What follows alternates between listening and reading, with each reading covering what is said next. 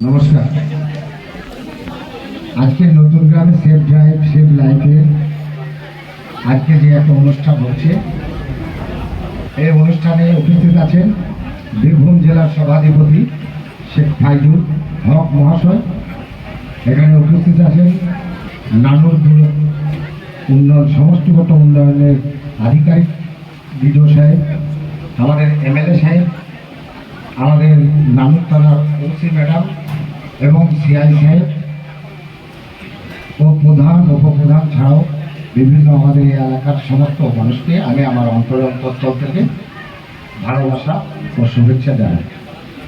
আপনারা জানেন এই হাই রোডটা SS7 যেদিন থেকে চালু হয়েছে আমাদের চোখের সামনেই হলো, আমরা চোখের সামনেই দেখছি প্রত্যেক বছরই কিছু কিছু অসতর্কতার জন্য আমাদের ঘটনা ঘটে যাচ্ছে।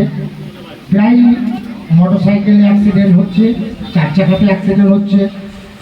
তো এটা নিয়ে আমরা 8-10 বছর আগে এখানে একটা সেভ লাইফ সেভ ড্রাইভের যেমন অনুষ্ঠান প্রথম হয়েছিল, তারপরেই এই রাস্তা চওড়া হয়েছে, গাড়ি প্রচুর পরিমাণে বৃদ্ধি পেয়েছে।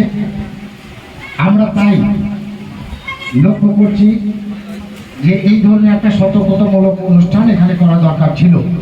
তাই আমরা বিভিন্ন জায়গায় জানিয়ে যাহাতে অনুষ্ঠানটা হচ্ছে, এই অনুষ্ঠানে যারাই অংশগ্রহণ করছেন বা আমার মাইকের আওয়াজ যতদূরই যাচ্ছে, এখানে যেসব আধিকারিকরা যা বলছেন, যে সমস্ত কথাবার্তাগুলো সেগুলো একটু কান দিয়ে শুনে আজকে এখান থেকে শপথ নিয়ে যেতে হবে যে 10 বছর 12 বছর 13 বছরের ছেলেদের হাতে আমরা গাড়ি দেবো না।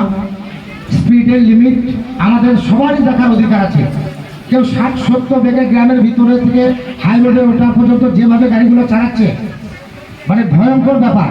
আপনি নিজে সতর্ক থাকলেও আপনাকে সে অ্যাক্সিডেন্ট করে দিচ্ছে, মেরে দিচ্ছে।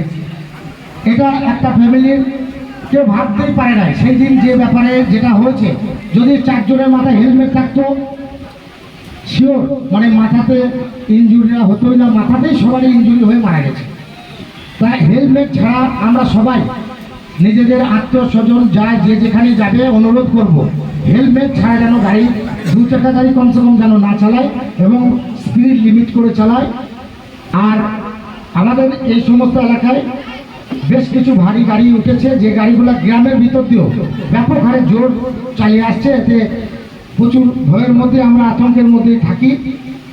তাই প্রশাসনিকভাবে সকলকে সতর্ক বা আলোচনা করে আজকে আমরা শপথ নিয়ে যাব এই অনুষ্ঠান থেকে, যাতে আমরা সেফ ড্রাইভ সেভ লাইফের যে সমস্ত নিয়ম কানুন আছে আমাদের সরকার এই জিনিসটা করেছেন।